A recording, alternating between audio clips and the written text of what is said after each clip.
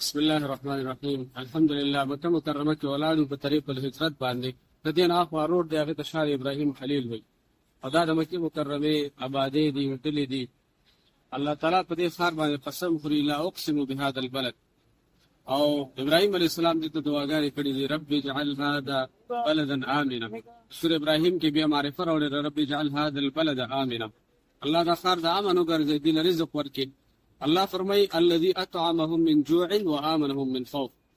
هغه ذات چې تاسو له طعام درکړي، خوراک درکړي، د لوګي نه تاسو له امن درکړي د یاري نه.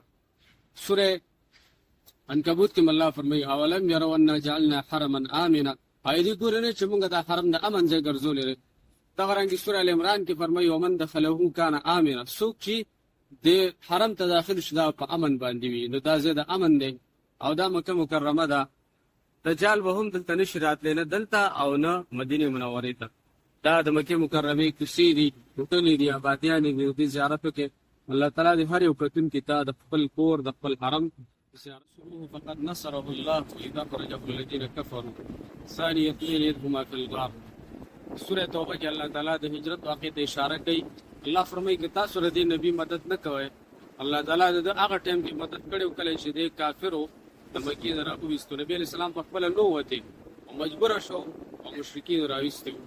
دا کوم روډ باندې چې زه ولاړ یم، دې ته ویل کېږي طریق الهجره. طریق الهجره معنا د هجرت لار. نبی علیه السلام مکې مکرمې نه راوتې دی، اخوا نه د مسجد حرام د سیټ نه، او دا ټوله مکه مکرمه ده. خو په دې لار باندې راوتې دی، دا طریق الهجره. او داسې بیا مخامخ چې لاړ شي نو دې طرف باندې غار ثور راځي. نبی علیه السلام پای کې بیا 3 شپې تېرې کړي دي. انشاءالله آینده ویډیوګانو کې اراده راشي، هغه هم تاسو ته وښیم. صلی الله وسلم علی نبینا محمد و آله وصحبه اجمعین.